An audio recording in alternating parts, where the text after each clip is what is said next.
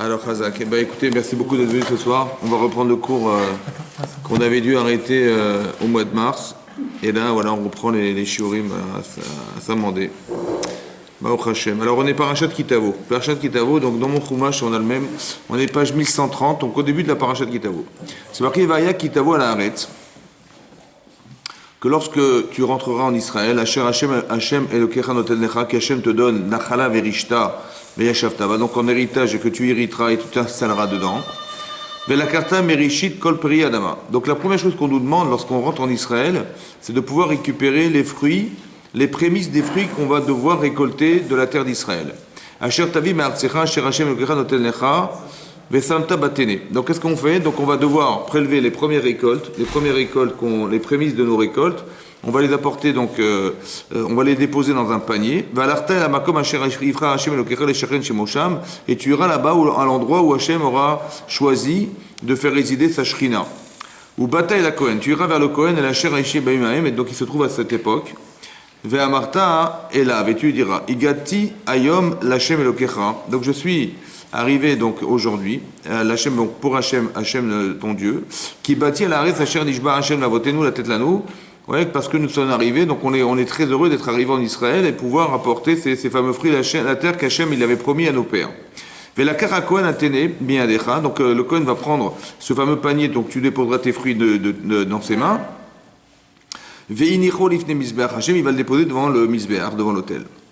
Et donc là, à ce moment-là, tu diras un texte. Il y a un texte à dire lorsqu'on a porté les bikurim. Qu'est-ce qu'on devait dire? On devait dire la chose suivante. Arami Ovedavi. Donc Arami, l'araméen, Ovedavi, qui a failli perdre mon père. Donc il s'agissait de Lavan. Ouais, c'est ce qu'on dit dans la Gadat Pessah. Ouais, où Ratzal Akor et Takol, lui, il voulait carrément déraciner la famille de Yaakov Avinu. C'était son beau-père. Ouais, et donc il avait, lorsqu'il a su que Yaakov partait, et qu'il l'a su, ouais, il est venu pour chasser Yaakov jusqu'à vouloir le tuer, lui et sa famille. D'accord? Donc c'est marqué Arami Ovedavi. Donc Arami, cet araméen Ovedavi, qui a voulu faire perdre mon père, va Yared Mitzraïma. Donc mon père, qui était Yaakov, il est descendu en Égypte. Va Yagor Sham Bibnemeat. Ils sont descendus là-bas, ils se sont installés là-bas, Bibnemeat, avec un petit nombre de personnes, ils étaient 70. Va Yisham les Goy Gadol. Et il est devenu une grande nation, Atsum Varav, puissante et nombreuse. Donc il est devenu, donc on est parti de la famille d'Yaakov, et c'est devenu carrément un goy gadol, une grande nation. Vayiru otanu amitzrim. Et là, les Égyptiens nous ont fait du mal. Vayaranunu vitnu alenu avoda kashem. Ils nous ont affligés, ils nous ont imposé des travaux forcés. Vaidisrak el Hashem. Et donc à la suite de ça, on a dû crier vers Hashem. Eloke avotenu, le Dieu de notre Père. Vaishma Hashem et kolenu, vayareturnenu vetarmanu vetlachatzenu. Et donc Hashem a constaté, a vu notre anenu, donc notre souffrance et notre amal, tout ce qu'on nous avait infligé, le chatzenu, toute la pression qui était sur nous. Vayotzinu Hashem Mitzrayim biatrazako bizoroneto, il nous a fait sortir donc d'Égypte d'une main forte, ou bizoroneto d'un bras étendu, ou vmora gadol, ou vmotot ou moftim. Donc avec une grande crainte et aussi otot avec des signes et des miracles. Vayavenu à la Makom Azé, et donc il nous a finalement, on est passé par le désert, et on est arrivé à cet endroit qui est la terre d'Israël, Vaïten Lanou et Haaretz Azot, Eretz Zavat Chalav Udvash, la terre où coule le lait et le miel. Ve'ataine Veti et Reshit Peri Adama, et voilà, donc j'apporte Reshit Peri Adama, voici les prémices donc des fruits de cette terre, donc il fait don de ces fruits-là. Asher Natatali, Hashem, donc qu'Hashem m'a donné, Ve'inarto Lifne Hashem, et je les ai déposés devant Hashem, Ve'ishtachavita Lifne Hashem, donc tu devras te prosterner devant ton Dieu. Vesa Marta Becholatov, et tu te réjouiras de tout le bien, Asher Natan Echa Hashem, Lokecha, Ulbetecha, Ata Valevi, la guerre Hashem Bekabecha, et donc toi, ta famille, et tous les Lévi, les gens qui t'entourent, l'étranger qui se trouve parmi vous. Voilà ce qui est marqué. Donc on a une mitzvah, c'est la mitzvah des bikurim. Ce qu'on appelle les bikurim, c'est la mitzvah qu'on avait lorsqu'on est arrivé en Israël, la première chose qu'on a dû faire, c'est d'apporter les fruits du produit de notre travail. Ça s'appelle les bikurim. Donc c'est quoi les bikurim? C'est la karatatov, la reconnaissance du fait qu'Hachem, il nous a donné la terre d'Israël, la terre qu'il avait promise à Abraham, Israël et Yaakov, il nous l'a donnée, et voilà, nous on est heureux d'être là, et on apporte les prémices du travail qu'on a dû fournir dans la terre d'Israël, et qui nous a permis d'avoir cette récolte. Ok? Maintenant, moi ce qui m'intéresse, c'est le texte. Oui, on est en train de dire un texte. On va dire un texte devant le Kohen. Qu'est-ce qu'on dit? On dit, voilà, on nous rappelle on nous rappelle Yaakov Avinu, que Yaakov et sa famille, donc on est arrivé, donc il y a eu Abraham, Israël et Yaakov, donc la finalité des Avot, c'est Yaakov Avinu. Yaakov Avinu, il a fait un travail exceptionnel sur lui-même pour devoir épouser Rachel et Léa, et il va engendrer une famille parfaite. Ouais, on dit Mitato chez Lema, ses enfants sont parfaits, parce que lui-même il a fait un travail parfait sur soi. Ouais. Donc il a fait un travail de réflexion, ouais, c'est ce qu'on a expliqué une fois, on avait expliqué que lorsqu'il arrive chez Lavan, il dit je vais épouser ta fille, mais je l'épouserai dans 7 ans. Bon, c'est sûr que en général, les gens quand ils veulent se marier, ils attendent 7 ans, c'est l'habitude, on a l'habitude d'attendre 7 ans pour avant de se marier, c'est comme ça qu'on fait d'habitude. Et lui il a dit 7 ans, et c'est passé à une vitesse folle par amour pour sa femme, on avait expliqué pourquoi c'est passé vite alors que d'attendre quand on aime sa femme c'est l'enfer. Hein? Là, oui, parce qu'on a expliqué que lorsqu'on espère devenir quelqu'un, ouais, lorsqu'on espère devenir quelqu'un, hein, alors on ne voit pas le temps passer. C'est-à-dire que le travail qu'on doit faire sur soi-même, le travail qu'on doit faire pour atteindre quelque chose dans sa vie, quand on fait des études, on veut atteindre un niveau professionnel important, on fait des longues études, les gens, quand vous les interrogez, ils se disent, mais il s'est passé 10 ans, il s'est passé 7-8 ans, et ils n'ont rien vu passer. Pourquoi? Parce que quand on prépare quelque chose pour être, on n'est pas sûr d'être. Alors on a peur d'être. Alors on n'est pas préoccupé par le temps, mais on est préoccupé par devenir. Et c'est pour ça que ça va vite. Par contre, quand on espère avoir quelque chose, oui, quand on espère avoir, alors c'est long d'attendre d'avoir, parce qu'on n'a rien à faire que d'attendre. Vous avez compris?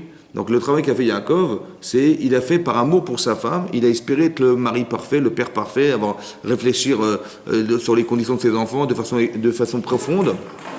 Et donc c'est un travail qu'il a dû faire jour après jour. Et quand on est prisonnier, entre guillemets, de ce principe, alors on ne voit pas le temps passer. Parce que la préoccupation, c'est est-ce que je serai prêt le jour de mon mariage? Vous avez compris? Si quelqu'un dit est-ce que je serai prêt, est-ce que j'ai ma belle robe, mon costume, je dis bah, j'attends, c'est dur d'attendre. D'accord? Mais quand tu te prépares à quelque chose et tu n'es pas sûr d'être prêt, ouais, le jour de ton examen, le jour de. Etc. Donc tu dis je ne suis pas forcément prêt, attends, je vais attendre encore un an, je ne sais pas. Et donc dans ce cas-là, on ne voit pas le temps passer. On n'est pas impliqué dans le temps. On est plutôt impliqué dans sa personne. C'est ça la différence entre l'être et l'avoir. Et c'est ce qui se passe là. Donc Yaakov, il est arrivé, il est le summum du clan Israël. Ça veut dire qu'il est arrivé à ce que le travail qu'avait fait Abraham et le travail qu'avait fait Israël, il y a une sorte on a épuré un peu tout ça, et on est arrivé à Yaakov. Le Yaakov, c'est le Hémet. Et qu'est-ce que fait Esav? Et qu'est-ce que fait Lavan? Lavan, il veut tuer Yaakov. Il veut détruire Yaakov. Donc c'est ça qui est marqué. Vayered Yaakov. Et après, à la suite de ça, qu'est-ce que fait Hachem? Il nous sauve. Comment il nous a sauvés? Il a rêvé Lavan. Monsieur Lavan, il a rêvé d'Hachem lui disant, écoute, Yaakov, tu ne le touches pas. Mitov Adra. Tu le fais ni du bien ni du mal. Et lorsqu'il arrive là-bas, il dit, si c'était pas ton Dieu qui m'avait pas dit de pas te toucher, et il lui dit clairement qu'il l'aurait tué, quoi. Il aurait tué son gendre, ses filles, tous ses petits-enfants. Vous avez compris? Donc il y a une haine profonde derrière tout ça. Qu'est-ce qui se passe? Grâce à Dieu, on a été sauvés. Donc cette famille, elle a été épargnée, c'est la famille du clan Israël, elle a été épargnée grâce à Dieu. Qu'est-ce qui se passe? On arrive en Égypte, on est 70. Et là, on voit que ça se multiplie, les Juifs, on les voit partout. Et là, on a vu dans la paracha de Shemot que ça fait peur à Paro. Il voit les Juifs qui se multiplient, les Hébreux se multipliant, il dit, mais ils vont nous envahir. Et un jour, on va faire la guerre contre nos ennemis, ils vont s'associer à nos ennemis, mais le savent Gamou sur les nous, il va s'associer à nos ennemis, ils vont nous faire la guerre, ils vont nous sortir d'ici, quoi. Donc il a dit, il faut trouver un plan, il a trouvé un plan. Qu'est-ce qu'est le plan? Il a dit, on va créer des camps de concentration, camps de travail, on va les faire travailler. Ouais, et puis ils vont mourir petit à petit, c'est comme ça qu'on va diminuer la population juive. Et ça marche pas. Et après, il va demander aux sages-femmes, on va directement assassiner les enfants, ça marche pas non plus. Et plus ils nous affligent, et plus ça se multiplie.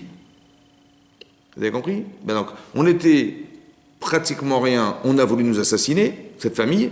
On arrive en Égypte, on n'est rien, mais on se multiplie grâce à Dieu, et là-bas, on veut encore une fois nous... C'est-à-dire que soit on veut te détruire parce que pour ce que tu représentes, ouais, le judaïsme, etc., soit on veut te détruire parce que tu déranges. C'est-à-dire de toute façon, tu déranges. Vous avez compris? Soit quand tu es faible, on veut te détruire, et quand tu es fort, on te détruit aussi.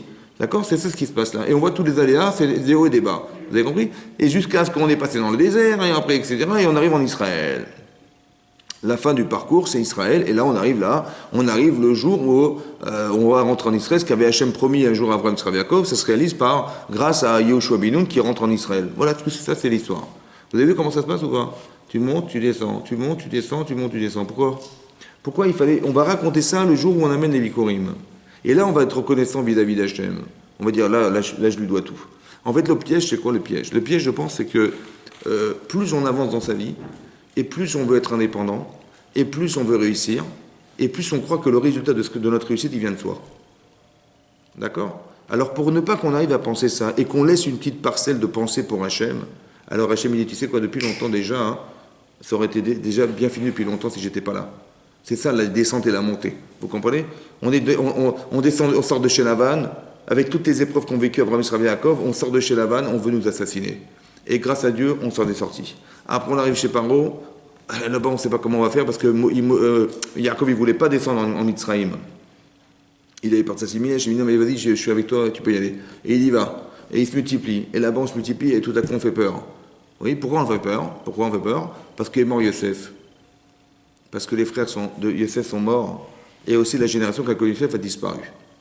Et on avait expliqué que, en fait, tout ce qui nous arrive, en fait, est lié au fait que plus on s'attache aux valeurs du passé, c'est-à-dire, il y avait Yosef. Yosef, c'était le représentant de l'Égypte, c'est ça. Et c'était un Hébreu comme nous. On était fiers. Oui, et on n'aurait jamais même imaginé, à l'époque où Yosef était président ou était ministre, qu'on aurait pu carrément rendre esclaves des Hébreux. À l'époque, c'était impensable. Seulement, il est mort, Yosef, vous comprenez? Il n'est pas mort en vérité, il est mort dans notre tête. Parce qu'on dit que les tzadikim ne meurent pas. C'est ça. Hein. Donc on dit, quand on dit Zecher Tzadik Livracha, ça veut dire que le Zecher du Tzadik, il nous est une bracha aujourd'hui, parce que c'est grâce à lui qu'on s'en sort. Mais s'il est mort, quelque part il est mort aussi dans nos têtes, il est mort dans l'esprit, on n'a pas fait ce travail de transmission de la mémoire. Alors qu'est-ce qui va se passer? Eh bien on s'assimile. Et tout à coup, on devient des ennemis. Et tout à coup, on s'invente des scénarios incroyables contre nous en nous disant oui, ils se multiplient, ils vont un jour nous faire la guerre, imaginez-vous, ils vont s'associer à nos ennemis, ce qui est impensable. Parce que quand on s'assimile, on est faible. D'accord? Donc on est plus proche de ceux qui nous veulent du mal que le contraire. Ça va? Et tout à coup, c'est l'inverse qui se passe. Donc on voit à chaque fois que quand il y a une défaillance des Mouna, il y a quelque part une agressivité qui s'exprime. C'est ça. Donc il y a des montées et des descentes. Mais qu'est-ce qu'on a gagné? On a gagné qu'on a été sauvé par Hachem. C'était impensable de sortir d'Égypte. Vous avez compris, on était esclaves pendant 210 ans. C'était impensable d'imaginer qu'on allait sortir d'Égypte un jour. C'était pas possible. 210 ans d'esclavage. Ça veut dire de père en fils, on est des esclaves. Et les gens nous voient comme des esclaves. Comment vous imaginez qu'on va s'en sortir? C'est ça qu'on avait une fois expliqué en disant que quand on est arrivé au 49e degré de Touma, c'est ça qu'on explique, les 49e degré de Touma d'impureté, l'impureté, c'est ce qui ne vit pas. Ouais, l'expression de ce qui est tamé, ce qui est impur, c'est ce qui ne vit pas. Et donc, quelque part, il y a quelque chose en nous qui ne vit plus. C'est ça la Touma, vous comprenez? C'est-à-dire que la défaillance morale qu'on peut avoir en se disant on n'a plus d'espoir, on n'est plus réactif, on nous dit mais tu vas t'en sortir, on dit mais même pas en rêve, même pas en rêve, vous comprenez? Ce désespoir-là, c'est l'expression de ce qui est mort. C'est-à-dire qu'on n'a plus de capacité de réaction. C'est ça la Touma, dans la Torah, c'est ça qu'on appelle la Touma. Donc c'est-à-dire qu'on est arrivé au plus bas du plus bas du plus bas, en se disant mais jamais on a l'espoir de sortir. Et c'est là qu'Hachem nous sauve. C'est là qu'Hachem il va combler quelque chose, vous voyez, que quand on va sortir d'Égypte, on va le reconnaître à la proportionnelle de ce qu'on n'avait jamais plus d'espoir. Vous comprenez comment ça Hachem il fait? Quand il voit Lavan arriver, il sait qu'il va le tuer, il n'a plus d'espoir, et Hachem le sauve. Quand Abraham, il a fallu attendre une centaine d'années pour qu'il ait des enfants. Pourquoi? Il ne pouvait pas avoir des enfants comme tout le monde à 20 ans. Non, à 100 ans. Pourquoi 100 ans? Parce que le désespoir profond de plus avoir d'enfants, sa femme, elle n'y croyait même plus, et tout à coup, elle tombe enceinte. Ça veut dire qu'elle tombe enceinte à des moments impossibles. Donc vous comprenez que quand elle tombe enceinte, ça vient combler tout le manque et tout le désespoir qu'elle avait de pouvoir en avoir un. Vous comprenez ce que fait Hachem?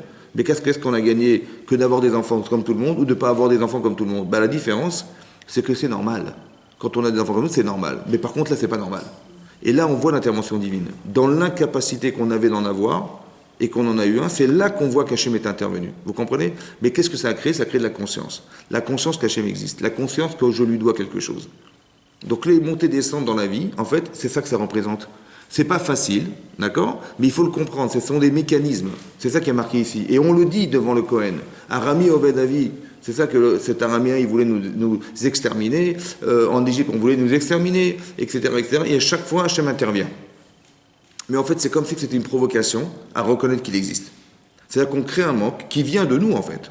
Qui vient souvent de nos erreurs. Et lorsqu'on a fait un choix qui n'était pas forcément un bon choix, c'est-à-dire on va peut-être, Chazécham, s'assimiler, Hachem, il nous fait un dernier rempart.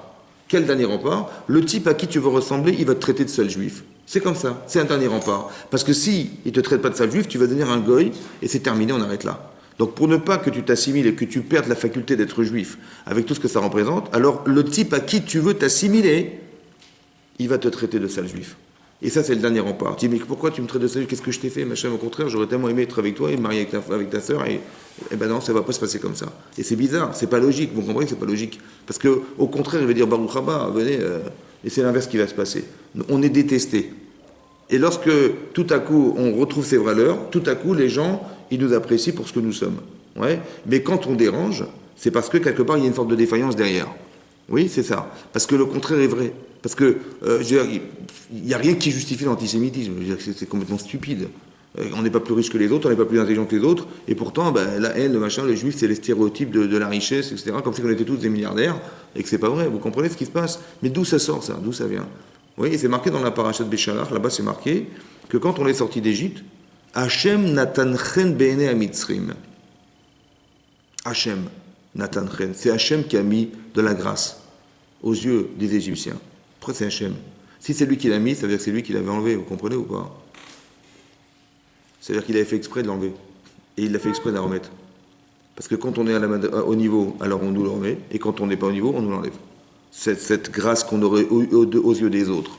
Ça veut dire que la violence qui existe à l'extérieur, elle n'est issue que, en fait, peut-être du manque d'agressivité qu'on aurait dû vis-à-vis de son Yitzhara, soit ça veut dire aussi qu'on s'est laissé descendre, et voilà ce qui va se passer. Ouais, tout à coup, les mentalités vont changer contre nous.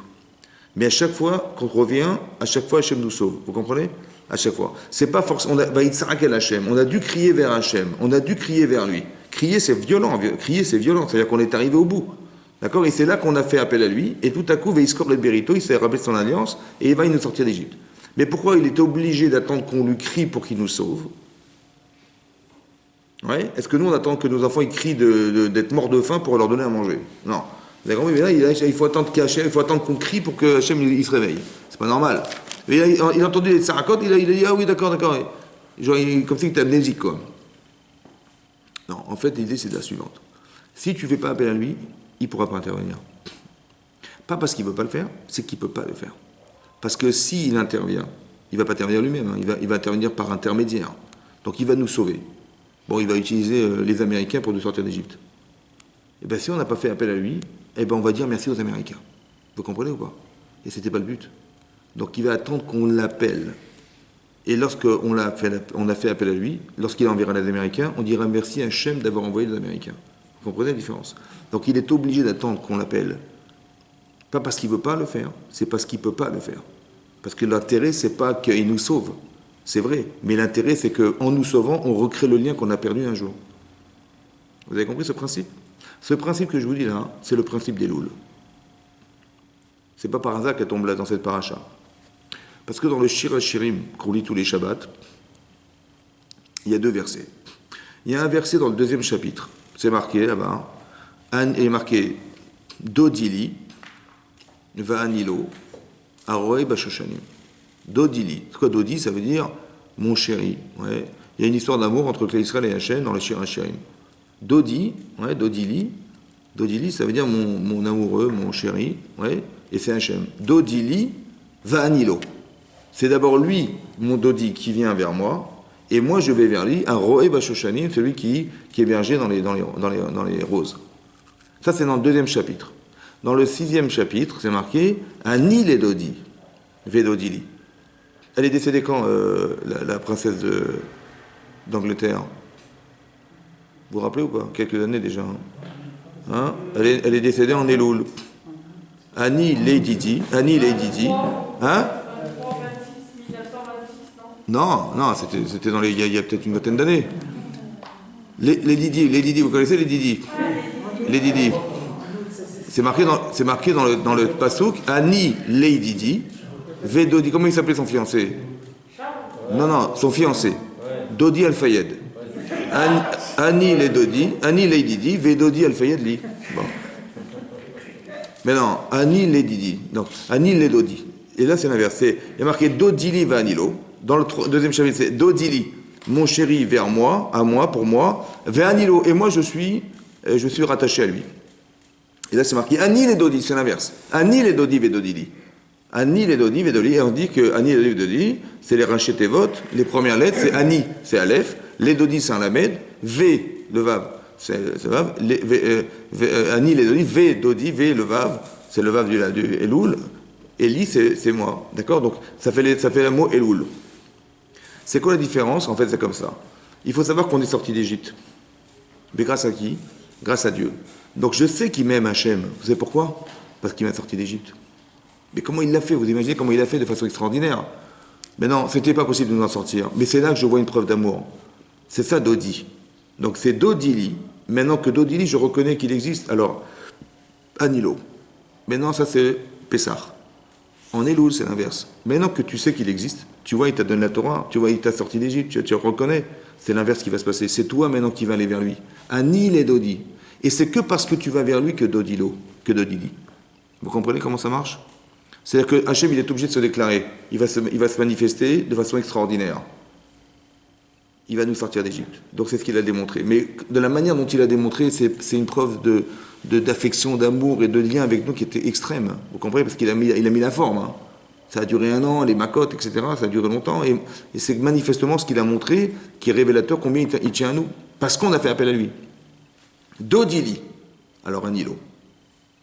Maintenant, ça c'est Pessah. Maintenant que tu as retenu ça, après on a reçu la Torah, après on a fait le Vaudor, après, etc., etc., on est arrivé, maintenant on arrive en Elul. Elul, ça veut dire qu'on se prépare, Rosh Hashanah, on va se préparer un Kippour. Qu'est-ce qui va se passer? Là, c'est l'inverse. La démarche est inversée. C'est toi maintenant qui vas aller vers lui. Ani les dodi vedodili. Ce qui est important, hein, c'est comme ça. Je ne sais pas comment vous percevez le mois d'Elul. Je ne sais pas comment vous percevez Rosh Hashanah. Je ne sais pas comment vous percevez Kippour. Alors, ce sont des yamim noraïm, hein, c'est-à-dire des jours redoutables. Donc, comment, quand on arrive à cette période-là, on sort des vacances, on va rentrer les slichot, les machins, on commence à trembler. C'est comme ça que ça se vit, oui. On dit voilà, ça va être Rosh Hashanah, on a un peu, c'est vrai, on a un peu peur, comment ça va se passer l'année. On sait que la parnassale dépend de ce jour, etc. Donc, ça veut dire que on est en bascule entre qu'est-ce qu'on fait, on ne sait pas quoi faire, on fait tchouva, on ne sait pas. Mais on n'est pas serein. C'est un peu anxiogène comme situation, c'est vrai. Mais dans le Shir Hashem, ça dit Ani les Dodi. Il y a un amoureux là-haut. Ça va? C'est-à-dire qu'il faut savoir qu'il y a quelqu'un qui nous aime. C'est ça qui dit le Shir HaShirim. C'est ça que Shlomo HaMelech il a écrit. Ani les Dodi vedodili. Vous comprenez? On n'est pas dans quelqu'un qui va nous juger. Mais quelqu'un qui nous aime. Alors bien sûr qu'on a peur. Mais de quoi on a peur alors? C'est ça. Alors c'est comme dans un couple. Bon. Quand les gens sont très amoureux les uns pour les autres, ils s'adorent, ils s'aiment, etc., le problème, c'est que c'est un avantage extraordinaire, mais c'est un problème parce que dès qu'il y a un petit écart qui va se créer, dès qu'il y a une petite frustration ça va exploser. C'est comme ça. Plus tu aimes, ouais, et plus ça peut créer des étincelles parce que ça ne correspond pas, parce que la déception est proportionnelle à l'amour. Vous comprenez? Quand tu as tes voisins, ils ont des problèmes, tu dis bon, les pauvres les voisins. Mais si ma femme, elle agit mal vis-à-vis de moi, ou moi que j'agis mal vis-à-vis d'elle alors que je l'aime, ouais, elle va se dire, mais attends, c'est quoi ce mari? Ça va la gêner, ça va la déranger, elle va se sentir vexée ou frustrée de ce qui se passe. Vous comprenez? Parce que c'est proportionnel. L'avantage et l'inconvénient. Maintenant, Hachem, il nous aime ou pas? Très bien. Donc, imaginez-vous, Hachem, on va dire comme ça, hein, Hachem, il nous a donné la vie. Bon. Si vous voyez, vous respirez, vous arrivez à vous mouvoir, vous avez des enfants, vous avez une famille, vous avez des petits-enfants, vous avez machin, c'est grâce à qui? C'est grâce à lui. Est-ce que j'ai le droit d'utiliser ce que je suis contre lui? Ben, quand on fait une avéra, qu'est-ce qu'on fait quand on fait une faute? Ben, je vais faire du lachon hara, je vais dire de la médisance. Bon, qu'est-ce que je fais? Ben, j'utilise le pouvoir que j'ai de parler grâce à Dieu et je l'utilise en fait contre lui. Et contre ce qu'il a créé, parce qu'il a créé des êtres humains, mais je me moque de sa création, je me moque de lui, je me moque de tout. Bon. Alors, vous avez compris, c'est comme si vous êtes chef d'entreprise et tous les gens qui sont avec vous, ils vous trahissent tous. Bon, cette relation, elle est difficile à vivre quand même, non? Bon, comment je vais lui dire à Hachem? Est-ce que je vais faire comme ça, Hachamno, Bagano, Gazano, Dibarno, Gafil, Hachanara? C'est comme ça qu'on va faire? Si je me suis disputé avec ma femme, ouais, mais tellement fortement qu'elle s'est sauvée. Hein. Elle s'est sauvée de la maison, elle est partie, c'est sa mère. Bon. Et le type, il court après sa femme, il lui court derrière, mais qu'est-ce qui se passe? Il arrive chez ses beaux-parents, il dit, mais qu'est-ce qui se passe? Elle est où ma femme? Il dit, elle est dans la chambre, mais qu'est-ce qui s'est passé? Elle est en pleurs, elle est comme une folle. Je dis, bon, on s'est disputé, mais elle est où? Elle est dans la chambre, elle est enfermée dans la chambre. Je dis, bon, le type, il ouvre la porte de l'épouse, il trouve sa femme en train de pleurer sur son lit, là. Il fait, excuse-moi chérie, Hachamnou, Baganou, Gazanou, Dibardou, Lachim et Lachana. Vous avez compris ou pas? Bon, elle va être contente, elle va être rassurée, ça va? Pas trop. Mais c'est ce qu'on fait tous les jours. Vous avez compris ou pas? Il y a un petit problème. Il y a un problème. Parce qu'on n'a pas compris fondamentalement ce que ça veut dire faire teshuva. Ça veut dire quoi faire teshuva? En général, on dit, il faut faire teshuva à Rosh Hashanah, il faut faire teshuva, c'est ça, hein? Alors qu'est-ce qu'on se dit? On dit, attends, on va arriver à Rosh Hashanah, ouais, comment on va se présenter devant Hachem? C'est ça, hein, devant Hachem, comment on va se présenter? On dit, on va faire le maximum, on va se nettoyer, on va faire teshuva, on va tout réparer, on va tout passer à la machine à laver. Voilà, comme ça on va arriver, on va être propre devant Hachem. C'est ça la teshuva. Non, c'est ça ou pas? On fait des choses, c'est-à-dire on remet en cause, on nettoie un petit peu tout ce qui ne va pas. C'est ça. On réfléchit, on se dit mais comment ça va, comment on va mieux se comporter, comment on va essayer d'éviter ça. Et voilà, c'est comme ça qu'on fait, d'accord? Parce qu'on va se présenter devant Hachem avec toutes les avérotes qu'on a fait toute l'année quand même, ça se fait pas. Donc on va avoir bonne conscience devant Hachem et donc on fait teshuva. C'est ça? Oui ou non? Hein? Ou non? En fait, c'est pas ça. Il faut faire teshuva pour retrouver Hachem. Ani les Dodi.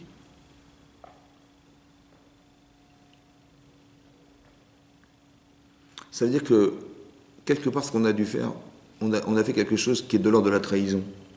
On est dans l'ordre de l'inconscience. On ne s'est pas rendu compte de la valeur. On ne s'est pas rendu compte de grâce à qui on est là. Quand on apporte des bikurim, vous avez vu tout ce qu'il a fallu faire pour arriver à dire merci à Hachem? Il fallait que Yaakov il ait failli assassiner toute sa famille. Après, on est sorti, on arrive en Égypte. Bon, Hachem, grâce à Dieu, on s'est multiplié. Encore les Égyptiens, ils voulaient nous exterminer. Que des hauts et des bas. Mais pourquoi faire? Pour créer la conscience qu'Hachem, il est là. C'est grâce à lui qu'on est là. C'est grâce à lui qu'on est encore présent, vous comprenez? Mais pourquoi faire? Pour que cette idée doute, elle se crée. C'est-à-dire il y a quelque chose qui nous chérit, qui est présent, qui est là, ouais, et qu'on voudrait reconnaître. C'est ce lien. Mais comment il s'est peut-être brisé ce lien? Pourquoi? Parce que la Avera faisant, ouais, quand j'en ai conscience, j'ai conscience de ce que je dis maintenant, je me dis, mais attends, tu te rends compte ce que j'ai fait là? Quand j'ai fait des Avérotes, quand j'ai fait des bêtises, j'ai fait des erreurs, j'ai utilisé la force qu'Hachem me donne pour exister contre lui. Mais est-ce qu'il va me pardonner? Quelqu'un il va tromper sa femme, est-ce qu'elle va le pardonner? Une femme va tromper son mari, est-ce qu'il va lui pardonner? Vous comprenez? On a trahi la relation, on a trahi notre amour, on a trahi tout ça.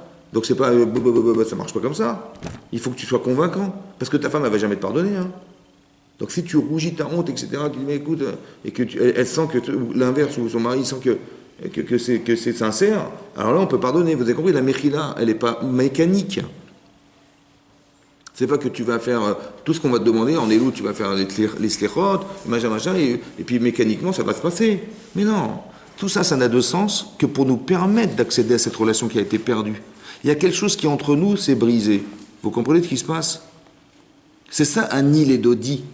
Hachem, il a montré combien il nous aimait. Ben oui, il nous a sortis d'Égypte. Mais c'est sûr et certain qu'il nous adore. Hein. Parce que si on avait dû demander à un pays de faire ça, mais ça coûterait des milliards pour faire ce qu'il a fait. Vous avez compris que la puissance du monde, c'était l'Égypte. Donc il fallait quand même libérer les Israël d'Égypte. C'était énorme ce qui s'est passé. Donc il a montré une preuve d'amour fantastique. Mais ça, il faut que ça soit gravé dans notre cerveau pour qu'on puisse se dire, puisqu'il a fait ça pour moi, alors je peux être que reconnaissant. Alors, Dodili va un îlot. Maintenant que tu reconnais qu'il existe, alors ta vie, elle va changer. Mais si tu fais des écarts, bah, tu vas demander pardon. Mais comment tu vas demander pardon? Bah, tu vas demander pardon comme tu vas demander pardon à ta femme si tu t'es disputé avec elle. Ou tu vas demander pardon à ton mari si tu t'es disputé avec lui. C'est comme ça qu'il faut faire. Il ne faut pas dire, faut pas penser, ouais, pourquoi? Parce que l'intérêt, c'est pas de se sentir propre ou de se sentir, on se dit, voilà, j'ai fait ce qu'il fallait, le Rav il a dit, il faut faire tchouva, j'ai fait tchouva, c'est bon, je suis clean, voilà, je vais arriver à Rosh Hashanah, je suis parfait. C'est pas ça. Le problème, parce qu'il est où Hachem? Tu dis, bah oui, je vais me présenter devant le roi. Et devant le roi, il faut bien que je sois prédisposé à lui montrer que je suis propre quand même. C'est pas ça. C'est pas ça. C'est qu'Hachem, il veut qu'on le retrouve.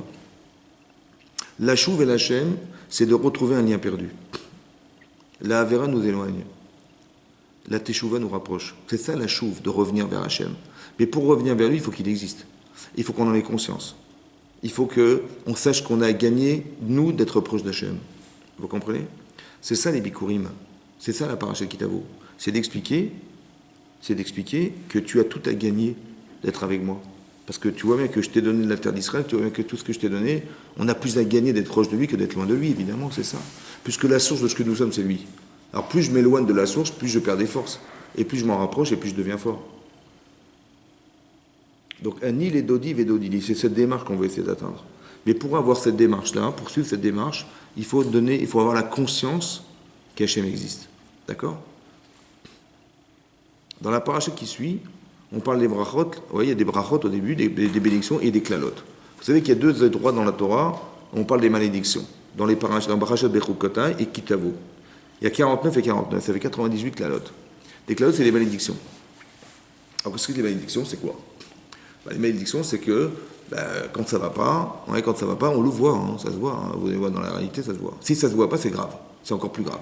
Si quelqu'un, il n'a pas de problème, dans la vie, quand il fait des erreurs, il n'a aucun problème, c'est qu'on l'a abandonné, en général. Ça va? La Gemara dans Achin, elle dit que si quelqu'un n'a pas de problème quelconque pendant 40 jours, c'est pas que sa vie est belle, hein, c'est le contraire, c'est qu'on a quand même carrément abandonné. C'est comme les oiseaux, ils n'ont pas de problème. Les oiseaux, ils se nourrissent, ils trouvent des miettes dans la rue, ça n'a pas de problème. Mais nous, on a des problèmes par l'instant, des problèmes de machin. Mais pourquoi c'est comme ça? Parce que le fait qu'il y ait problème, c'est révélateur que j'ai un souci. D'accord? C'est pas pour nous angoisser, c'est pour expliquer que, que le fait qu'on ait fermé une porte à Hachem, alors Hachem, il veut bien de même, mais il ne peut pas en fermer la porte. Donc il va se passer quelque chose qui est révélateur d'eux. D'accord? Révélateur de la décadence, de la carence, c'est ça. Donc plus plus on est proche d'Hachem, plus on peut attendre d'Hachem des choses. Ouais? Et moins on est proche, et moins on peut espérer des choses. Et qu'est-ce qui va se passer? Les klalotes, c'est quoi? C'est qu'on veut s'en sortir quelque part. On dit, voilà, moi je garde mon statut, ouais, un peu comme Paro, il s'entête. Ouais. On a des intérêts personnels, oui, parce que la Torah, elle peut déranger, parce que quand on a des intérêts personnels, ça peut déranger. Parce qu'on n'a pas envie de suivre les règles de la Torah, parce qu'on n'a pas envie de s'enfermer dans des règles, oui. Alors qu'en vérité, on sait pertinemment, on a souvent expliqué que l'interdiction que la Torah préconise, c'est pas pour nous embêter, c'est pour vous dire que sur le court terme, tu vas gagner à faire une avéra, mais sur le long terme, tu verras que ça n'a jamais d'avenir. Donc ça sert à rien de t'entêter, c'est comme ça. Donc les principes, les rouages, ils ont été marqués dans la Torah pour nous expliquer comment fonctionne l'existence. C'est ça que ça veut dire. Mais autrement dit, ça veut dire qu'on devrait comprendre qu'on a à gagner de ne pas s'interdire. Bien sûr qu'on ne va pas s'enfermer toute la journée à réfléchir comment on va essayer d'éviter les interdits de la Torah. Non, tu vas t'épanouir dans ta vie. Mais sache qu'il y a des... C'est comme si tu pilotes un bateau, ouais, et on te dit, fais gaffe, il y a des récifs à droite, à gauche. Donc tu vas essayer de naviguer entre les récifs. Donc tu me fais gaffe, fais attention, parce que si tu tapes un rocher, tu risques de couler, hein, c'est comme ça. Des fois tu peux frotter, des fois tu peux couler. Faire attention, il y a des avérotes plus et moins graves. Mais tu vas pas réfléchir toute ta vie, tu es là en train de trembler, où est-ce qu'il y a un récif? Non, tu vas réfléchir, où est-ce que je dois naviguer, où est-ce que je vais être libre dans ma vie, c'est comme ça. Après, évidemment, il faut éviter les récifs, c'est évidemment comme ça. Et sache que si tu connes un récif, tu risques d'avoir des problèmes. Mais c'est ça que ça veut dire. Mais on ne doit pas le réfléchir dans le mauvais sens. On dit, il y a des interdits. Pourquoi on les réfléchit comme ça? Parce qu'on veut se permettre ces interdits. Parce que le fait d'avoir un désir de quelque chose qui est interdit par la Torah fait qu'il faut que je fasse un choix. J'ai envie, qu'est-ce que je peux faire? J'ai envie, qu'est-ce que je peux faire? Soit je dis, écoute, je vais m'angoisser et je vais suivre la Torah, soit je dis, écoute, je laisse tomber la Torah et je fais ce que je veux, vous avez compris? Et pourquoi ça marche comme ça? Parce qu'il faut faire un choix dans sa vie. C'est-à-dire que ton cerveau, il sait que tu désires, et plus tu désires, moins il va te trahir en te disant, mais non, fais-toi souffrance. Vous comprenez? Non, mon cerveau, il va réfléchir comment éviter la souffrance. Donc il va me trouver un éther, ce qu'on appelle un éther. C'est ce que l'Agma dit dans Kiddushin. Et dès que quelqu'un qui répète une avéra, ouais, quelqu'un qui est méchané avéra achat, qui répète une avéra plusieurs fois, na'asitlo ke'eter. Elle lui devient permise. Elle lui devient permise. Ça veut dire au début, hazé shalom, hazé halila, c'est assourd, on ne fait pas l'idiot. Et puis plus il transgresse, et plus le désir est grand. C'est ça qui est marqué dans Rachid, dans Parashat Bereshit, que nichnas bo yetzara. En fait, le yetzer, il est dehors, le désir, il est extérieur, et quand on fait la avéra, il est pénétrant, il rentre dans le cœur de la personne, et plus on le répète, et plus ça devient comme une addiction. C'est-à-dire comme si on avait un désir, on recherchait le désir. C'est ça qui est marqué dans le Kriyat Shema, l'otaturu achare levafrem ve'achare nechem. D'abord les cœurs, après les yeux. Parce que tu vas voir ce que tu désires voir. D'accord? Mais le désir, il a été engendré parce qu'on a fait quelque chose qui était interdit, et on l'a désiré. Maintenant qu'on l'a désiré, comment on va s'en sortir? Na'asitlo ke'eter, ça veut dire qu'intellectuellement, j'ai envie de dire que c'est permis. Pourquoi je dis que c'est permis? Au début, je dis, c'est quoi ces religieux là? Ils nous interdisent tout, et pourquoi pas? Ça devient permis. Au début, on comprend, on accepte la Torah, on dit c'est interdit, j'accepte, mais quand ça dérange, à un moment donné, ça dérange parce qu'on a tellement fait d'avérotes, à un moment donné, on ne comprend même plus pourquoi c'est interdit, vous comprenez? Mais pourquoi on ne comprend pas? Parce que quelque part, le désir étant, je vais quand même pas me priver de ce plaisir. Vous comprenez? Donc qu'est-ce que va dire mon cerveau? Il dit, ben forcément c'est permis, tu ne peux pas t'interdire ça. Donc il va même me trouver intellectuellement des arguments qui vont justifier l'interdiction. Vous comprenez? La permission, c'est comme ça que ça marche. Vous avez compris? Au début c'est grave, mais après ça l'est plus. Pourquoi ça l'est plus? Mais comment intellectuellement tu as pu changer d'avis? Parce que, mais c'est clair, parce que le désir faisant, tu vas quand même pas te faire souffrir à te priver de ce plaisir. Donc tu vas ton cerveau dire, mais oui, mais c'est bon, vas-y, fonce. Attends, ça peut pas être interdit, c'est pas interdit. Voilà. Et donc ça devient permis. Voilà. Mais comment je m'en sors? Maintenant que c'est permis, comment je vais faire tchouva? Puisque tout est permis, même ce qu'il y avait là, c'est permis. Alors, comment je vais faire? Comment on va faire? C'est ça l'éclalote. L'éclalote, c'est quoi une clala? Une clala, c'est quoi? C'est que c'est permis, ok. Par exemple, je donne un exemple. Le Rav Dessler, il donne cet exemple, il dit comme ça. Vous avez vu Paro? On a expliqué, Pharaon, qu'est-ce qu'il fait, Pharaon? Ben, il a des millions de personnes qui travaillent pour lui gratuitement. D'accord? Et il y a deux personnes qui viennent le voir, Moshe Aaron, et qui dit, écoutez, monsieur le président, je suis désolé, mais bon, vous avez des esclaves, Hachem nous a téléphoné, il nous a demandé de vous dire qu'il fallait les libérer. Les 15 millions d'ouvriers que vous ne payez pas là, il faut les libérer parce qu'on va recevoir la Torah sur Mont Sinaï. Il n'est pas très loin de chez vous. Bon, évidemment qu'il va refuser. Mais c'est quoi l'enjeu? L'enjeu, c'est le suivant. D'un côté, évidemment qu'il va refuser parce que c'est une main-d'œuvre gratuite. Il ne va pas quand même les libérer, les messieurs, là, hein, les messieurs dames, et puis lui, il va trouver des autres ouvriers qu'il va payer, il va salarier, c'est pas possible. Le trou des caisses de l'État, c'est pas possible. D'accord? Et puis même, attendez, il est quand même le dieu du Nil, ça se fait pas. Hein. Il va avoir la bouche à la honte d'avoir libéré les discrets, alors qu'il va avoir des manifestations, et impensable. Donc il va forcément refuser. Mais c'est entre quoi et quoi? Entre le pouvoir et la liberté. C'est-à-dire que lui, il veut conserver son pouvoir. Donc il ne va pas pouvoir se permettre de penser que c'est si grave. Surtout que ça fait 210 ans qu'ils sont esclaves. Donc on les connaît, les Hébreux, c'est des esclaves depuis 210 ans, ça va, on les connaît. Ça fait 210 ans. C'est pas 30 ans, hein, ça fait 210 ans qu'ils sont esclaves en Égypte. C'est-à-dire de père en fils, on les connaît, on connaît, les Hébreux, ce sont des esclaves. Mais ça même pas dans l'esprit, ça rentrera de les libérer, c'est pas possible. Et à part ça, j'ai même pas envie. Donc, qu'est-ce que je me dis? Je dis, c'est permis. J'ai le droit de les conserver dans cet état-là. Mais est-ce que j'ai le droit de les conserver dans cet état-là? Alors, je vais vous expliquer un truc. Moi, je vais voir Pharaon. Je lui dis, bonjour, monsieur Pharaon, et bonjour. Écoutez, on a besoin de main-d'œuvre pour les ouvriers, ils sont un peu fatigués. Je dis, mais pourquoi ils sont fatigués? Ils sont fatigués. Bon, vous pouvez demander à votre maman, là, votre mère, de venir nous aider dans les travaux là-bas. Ou votre grand-mère, là-bas, elle peut faire la cuisine là-bas, dans les camps de concentration là-bas. Hein? Ou votre frère peut venir nous aider à porter les pierres. Je dis quoi? Mais ça va pas ou quoi? Ma mère qui va là-bas, mais ça va pas, j'ai mis de la vie. Ah, ta mère, elle y va pas. Pourquoi? Ah, c'est ma mère quand même, elle va pas faire des travaux de force. Ah, ta mère, elle peut pas, mais les autres, ils peuvent. Ta mère, elle est libre, mais eux, ils n'ont pas le droit d'avoir des libertés. Vous avez compris? Ça veut dire que tu vas créer une souffrance. Cette souffrance, même d'imaginer que sa mère va y aller, il ne peut pas l'imaginer. Mais si elle devait y aller, il va faire un scandale. Mais le problème, c'est que pourquoi ta mère, tu tolérerais pas qu'elle y aille, et les autres, tu accepterais? Ah, parce que ça t'intéresse, parce que tu vas pas perdre. Vous avez compris? C'est ça la souffrance, c'est ça les souris, c'est ça la klala. La klala, elle permet d'avoir la conscience de ce que j'ai manqué d'être. D'être conscient, finalement, qu'entre le pouvoir et la liberté, il n'y a pas photo. Évidemment, c'est la liberté. Il fallait choisir la liberté. Donc, qu'est-ce que fait Hachem? Il envoie des Issourim. C'est quoi les Issourim? C'est des makotes. Mais Hachem, il est subtil. On avait expliqué une fois que ce qui emprisonne la personne, c'est le désir qu'il a d'être le dieu du Nil, d'être le roi d'Égypte, d'avoir une aura internationale, tout ce que vous voulez. Ça va? Voilà. C'est ça qui m'empêche de faire le choix de le libérer. Donc, qu'est-ce que fait Hachem? Il dit, donc si je t'enlève ce plaisir d'être, ce désir, tu vas être lucide. Parce que le éther, que de croire que maintenant tu as le droit de penser que les Hébreux ils doivent être des esclaves, c'est parce que tu ne peux pas te permettre de penser que tu vas les libérer, puisque tu es le dieu du Nil. C'est parce que tu es le roi d'Égypte, parce que tu es... Voilà. Alors qu'est-ce que fait Hachem? Il dit, il n'y a pas de problème. Si je te retire roi d'Égypte, si je te retire dieu du Nil, tu n'as plus rien à défendre. Puisque ce qui t'empêche en fait de le libérer, c'est parce que tu es dieu du Nil. Et Dieu dit, il ne va pas libérer, ça ne se fait pas, c'est honteux. Tu n'es pas si faible que ça pour imaginer que tu vas libérer les Hébreux, c'est pas possible. On dit, mais je ne peux pas. Donc c'est ça qui m'empêche de penser que c'est grave. Alors je dis, mais si je te l'enlève, donc tu vas pouvoir penser. Puisque manifestement, ce qui t'empêche de penser, c'est parce que tu es le dieu du Nil. Alors je vais t'enlever du Nil. Alors c'est ce qu'il fait Hachem. Il envoie, il fait que le Nil devient du sang. Et qu'il est incapable de remettre de l'eau dans le Nil.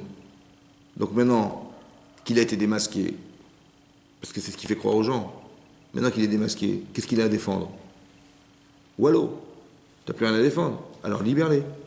Vous avez compris comment Hachem procède? Nous, on croit qu'il a puni Paro. Il n'a pas puni Paro. Il l'a libéré d'une conscience. C'est le fameux éther qu'il avait de penser que c'était permis ce qu'il faisait. Hachem, il y enlève. Vous avez compris? C'est ça la klala. La klala, la souffrance, elle doit être comprise, non pas comme une punition pour dire « Ah, t'as fait ça, c'est ce que je vais te faire ». C'est pas ça du tout. Hein. C'est qu'à chaque fois qu'il nous arrive quelque chose, c'est toujours mida keneged mida. Et retenez ce principe. C'est très réfléchi. Ça veut dire que essaye de voir dans ce qui t'arrive, en quoi ça solutionne ton problème intérieur. Là, ça vient répondre à quelque chose. C'est là que tu vois qu'Hachem existe. C'est ça qu'il avait compris trop. Il a dit que ce qui leur est arrivé, mida keneged mida. Les Égyptiens, ils ont exactement vécu ce qu'ils avaient voulu faire aux autres. Mais c'est impossible dans le hasard, ça n'existe pas dans le hasard.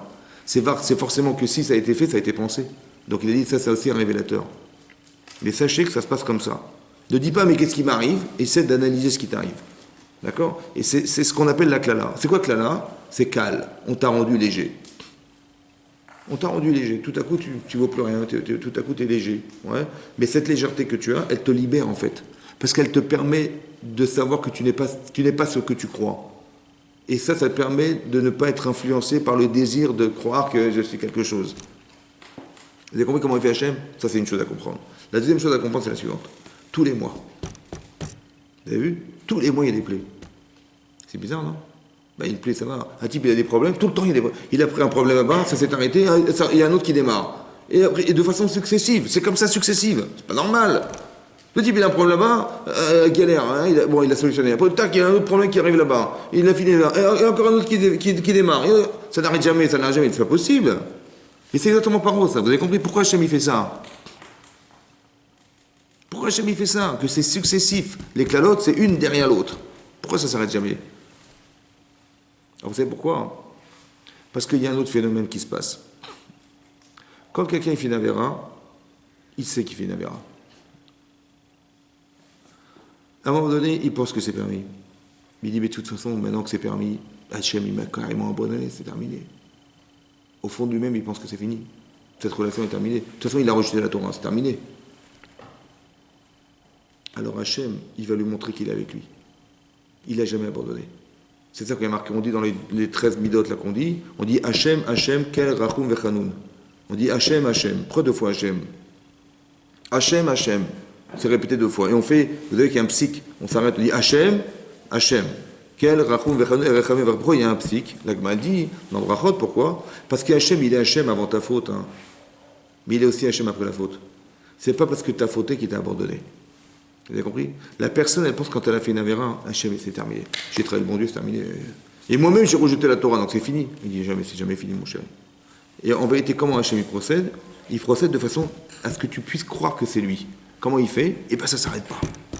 Tu dis, mais qu'est-ce qui m'arrive? Et j'ai un problème là-bas. C'est les 98 calottes, ça veut dire que tu penses échapper à une, il y en a une autre. Et tu penses à une, jusqu'à quand? Jusqu'à quand ça va durer? Jusqu'à ce moment tu vas dire, écoute, c'est bon, arrête, stop. On arrête là, c'est bon, j'ai compris. Vous avez compris? Ça veut dire que tu vas retrouver Hachem de deux façons. C'est ça qu'a marqué Ashrechem Israël. Soyez heureux Israël, que vous avez été coré de Bérit avec Hachem. Mais le Brit, c'est quoi l'alliance? L'alliance, c'est les brachot et les klalotes. Les brachot, ça tant mieux, t'as des brachot, t'as des bénédictions, c'est super. Et les klalotes, comment tu dis? Ashrechem est heureux, soyez heureux Israël d'avoir eu les klalotes, ça n'a pas de sens. En fait, soyez heureux, pourquoi? Parce que tu ailles dans le sens de la Torah, ou tu ailles dans le contraire, tu vas le retrouver Hachem. Vous avez compris, bah? C'est-à-dire que même, il t'abandonnera jamais. C'est-à-dire que Hachem, il est tellement amoureux de toi, que même quand ça va pas, tu l'as trahi, tes machins, il va essayer de te retrouver pour te ressortir. C'est un truc de fou, ça, vous comprenez? C'est ça, Shrechem Israël. C'est ça. Donc c'est pas selon qu'on croit, nous, comme on a été bannis, voilà, il nous arrive que des problèmes, on a été bannis par le bon Dieu. C'est exactement l'inverse. La preuve, c'est que c'est successif. C'est pas normal. Une fois comme ça va, mais 10 fois 15 fois, c'est pas possible. Donc ça veut dire qu'on nous a pas abandonnés, et c'est la répétition des événements qui vont être révélateurs qu'Hachem, il veut absolument nous sortir d'un problème. À l'inverse de ce qu'on croit. Nous on dit, mais tu vois, il t'arrive tellement de problèmes que Dieu t'a abandonné, mais c'est sûr, regarde ce qui t'arrive. C'est exactement l'inverse. Donc il y a une façon de le cultiver dans son cerveau qui est Yetzirah, et il y a une façon de le comprendre qui est exactement l'inverse. Pourquoi? Parce qu'un nil est dodi vedodili. Hachem, c'est un yedid. Vous avez compris ce qui se passe? Comment on écrit yedid en hébreu? Comment ça s'écrit? Yud dalet, yud dalet. Mais c'est quoi? C'est yad yad.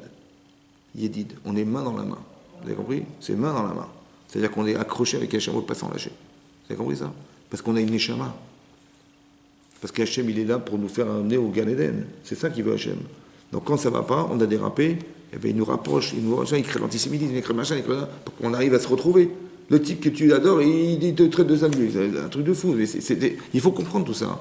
Il faut comprendre que Hachem, il est là pour nous aider, vous comprenez? Donc il y a comme une prina de Malchut chez Hachem. On dit Melech, Hachem il est Melech Haolam, et il est aussi Avinu Malkenu, Avinu. Il est aussi mon père. Mais il faut pouvoir comprendre qu'il est aussi mon père. Ça veut dire qu'il y a une relation avec Hachem qui est une relation parentale. Il y a comme l'amour de ses enfants. Vous avez compris? On a l'amour de nos enfants. Et c'est comme ça. Donc on peut pas, il faut arrêter de croire et arrêter de penser que quand il arrive un truc, c'est que Dieu nous a abandonnés. Mais Hachem ne peut pas abandonner. Sinon on ne peut pas abandonner les enfants, mais croyez qu'Hachem ne peut abandonner ses enfants. Vous avez compris? C'est impossible. Donc il faut sortir de ces principes qu'on nous a peut-être inculqués dans le cerveau en nous disant, mais tu vois, il t'arrive ça, Dieu t'a abandonné. Ça n'existe pas, ça. C'est ça que Shir Hashem, qui est marqué dans Shlomo Amelech, il a dit, Ani les dodi vedodili. Ani les dodi vedodili. Rappelez-vous tout le temps de ça. Okay? Dodili va anilo aroe bashoshanim. Ani les dodi vedodili aroe bashoshanim. C'est les mêmes choses. Pour dire qu'il y a deux principes. Hachem, il intervient. Quelqu'un qui n'est pas dans la Torah, Hachem, il va le chercher. Comme on est sorti d'Égypte, il va le chercher. Il va lui envoyer des trucs, des raves, des shiurim, des machins. Et après qu'il est sorti d'Égypte, parce qu'il a reconnu qu'il a fait tchouva, là c'est la démarche inversée. C'est là qu'on te demande de faire appel à lui. Ani les dodi, vedodidi. Je veux me rapprocher d'Hachem. Quand ça n'a pas été, je me rapproche de lui. D'accord? Et lui se rapprochera de moi. Mais c'est pas que Chadvé Shalom, c'est pas qu'il attend de moi. C'est que quand ça n'a pas été, il a fallu qu'on fasse quelque chose pour le retrouver. Vous avez compris? C'est marqué dans la paracha. Regardez, ouvrez la page, dans la page de cette semaine. Ouvrez la page 1144. C'est marqué là-bas. Hein. On est dans le pasouk, dans le Perek Kafret.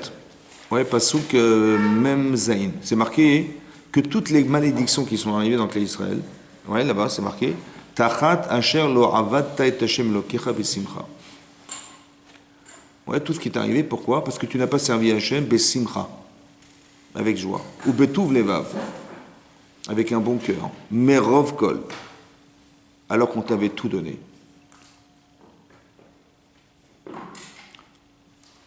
Vous savez ce que c'est que les bikurim? C'est de reconnaître que je suis tellement content de pouvoir lui apporter une partie de ce que j'ai récolté. Hachem, il ne demande pas grand-chose, en fait. Vous imaginez, même le maaser, qu'est-ce qu'on fait? On a gagné 100 et on donne 10. Bon, il y a des gens qui vont dire, bah, attends, j'avais 100, j'ai que 90. C'est pas normal. J'ai perdu 10 quand même. Alors la demande en Brachot, elle dit là-bas que comment on prélevait le maaser? Comment ça se prélevait le maaser, la dîme, sur les agneaux, les animaux qu'on avait? Ouais.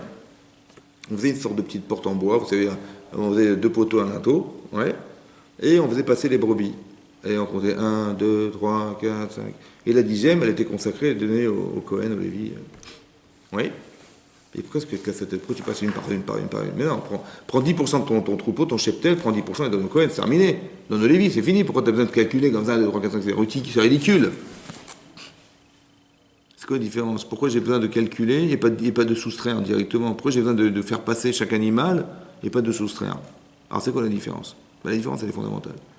Quand vous dites « je dois donner 10%, j'ai perdu 10%. Bon. Et quand je prends un agneau, je le fais passer. Donc celui-là, c'est 1 pour moi, 2 pour moi, 3 pour moi, 4 pour moi, 5 pour moi, 6 pour moi, 7 pour moi, 8 pour moi, 9 pour moi et 1 pour lui. Vous avez vu comment c'est plus facile?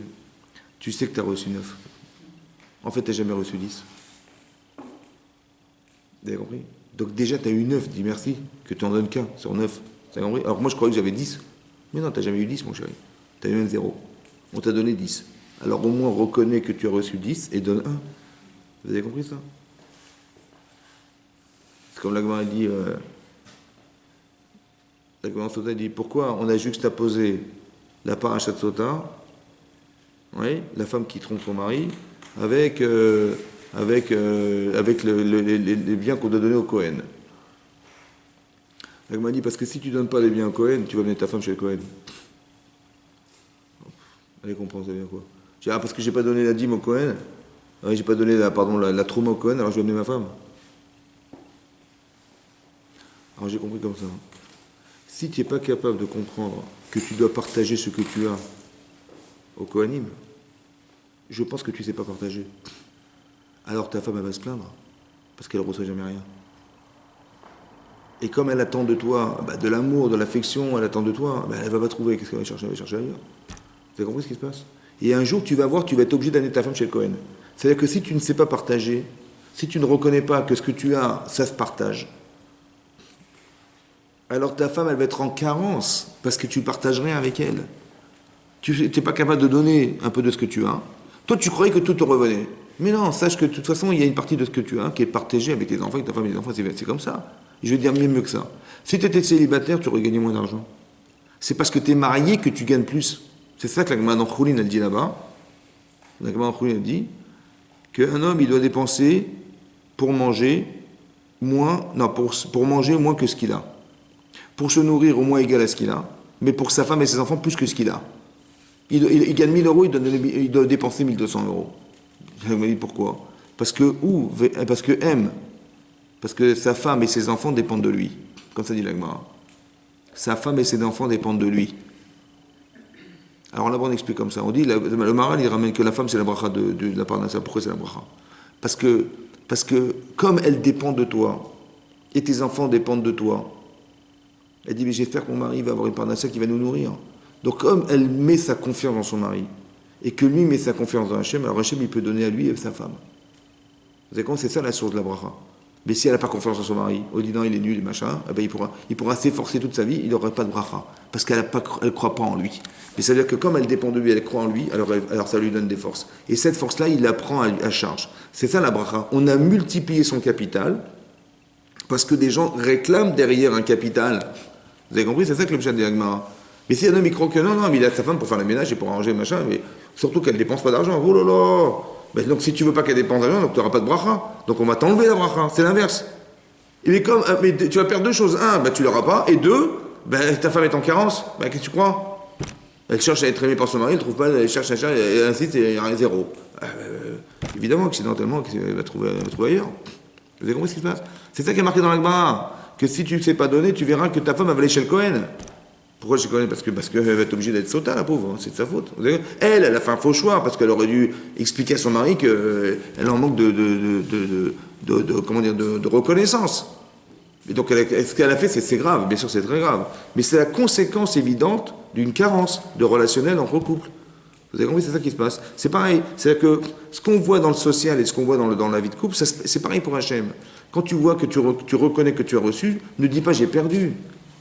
J'ai gagné, Hachem, j'ai gagné, donc je participe à ce qu'Hachem il veut, d'entretenir le Kohen qui n'a pas d'héritage et d'entretenir le Lévi qui n'a pas d'héritage. Donc en donnant, tu vas permettre à ce que tu as besoin. Tu as besoin du Kohen, tu as besoin du Lévi, tu as besoin du Rav, tu as besoin du machin, tu as besoin des gens qui sont dans la Torah. Bonne partie de ce que tu as pour lui, pour pouvoir permettre que la Torah elle puisse se perpétuer. C'est ça. Et c'est pareil, c'est-à-dire qu'on n'est pas dans une perspective de penser qu'on a gardé à soi, on partage. Et cette conscience, en fait, on l'a eue depuis très longtemps déjà.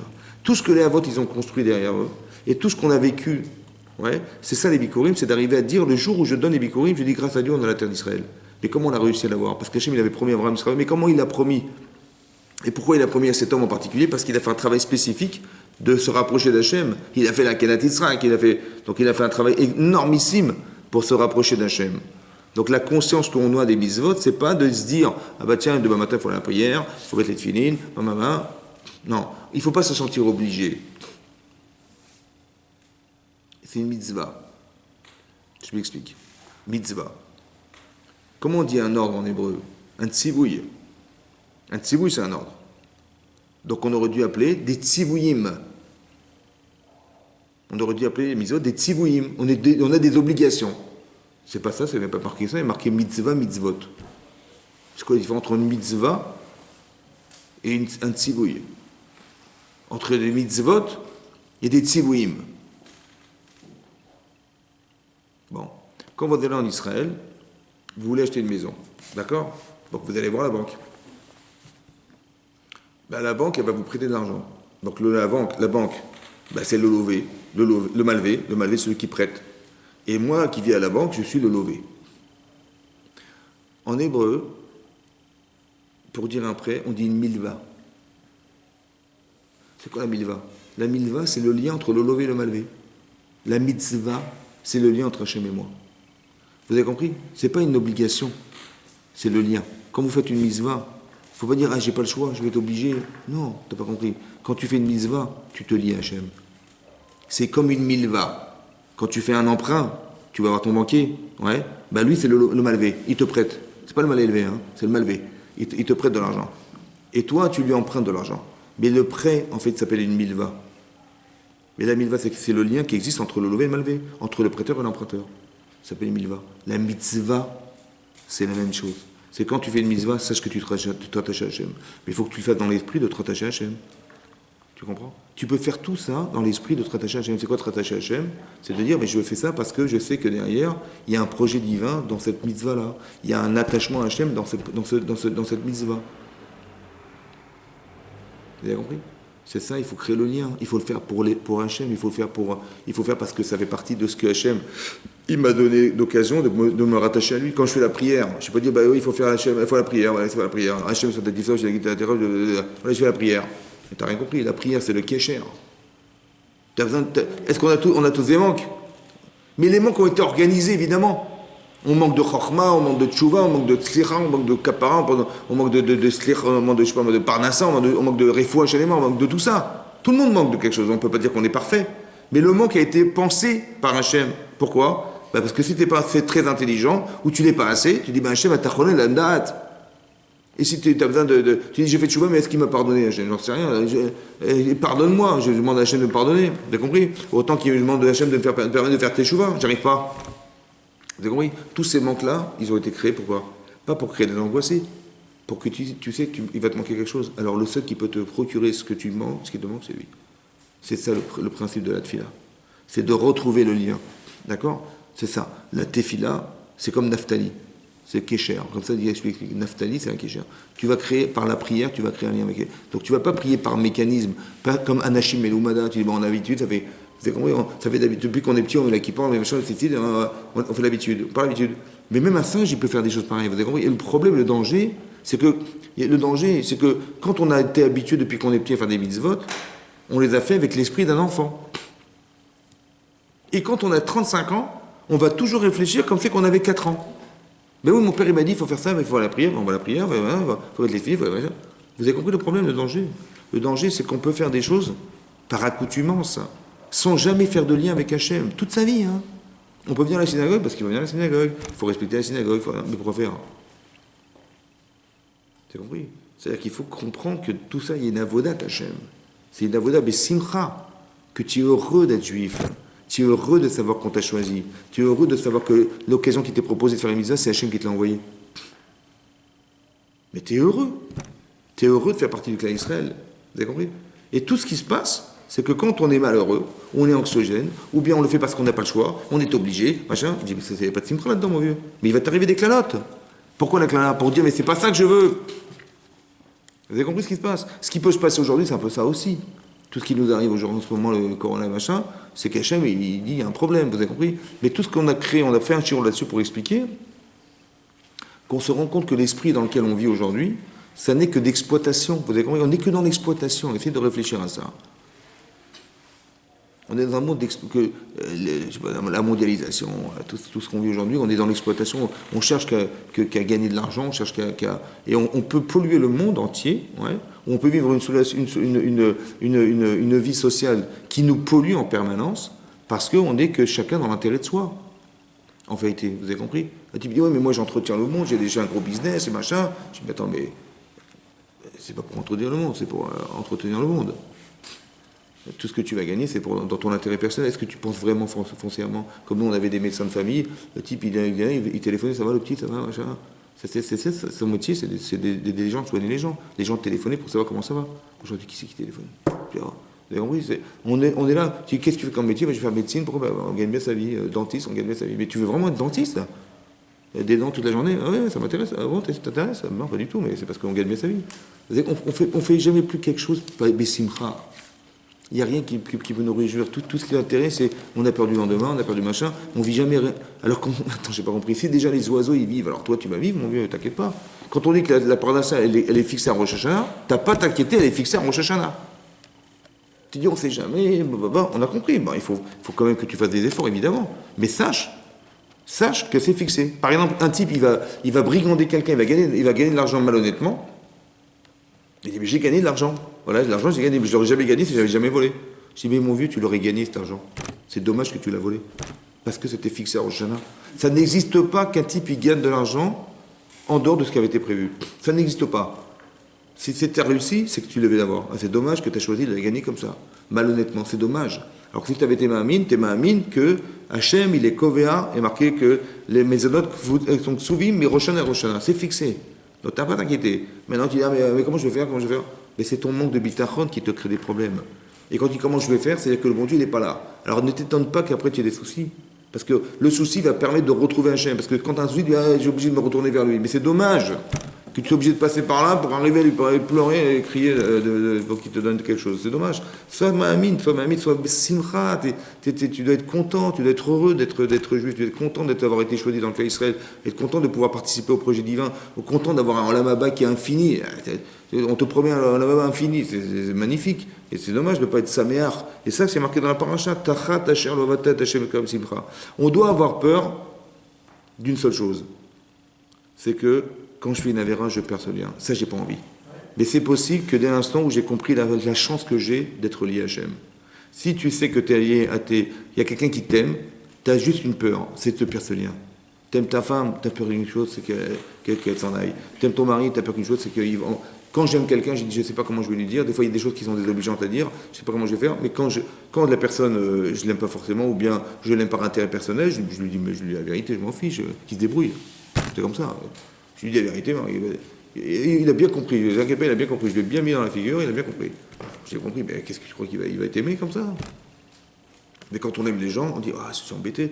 Tu ne vas pas parler à ta grand-mère comme tu parles aux autres. Donc tu dis, attention, tu la respectes. Ouais. Mais c'est parce que tu l'aimes que tu la respectes. Donc comment je vais lui expliquer que des fois, elle nous dérange, moi? Je vais lui faire des allusions, des machins. Je mets la forme, parce que j'aime les personnes, je mets la forme. Et c'est ça qu'on devrait faire, on devrait mettre la forme, on doit faire attention.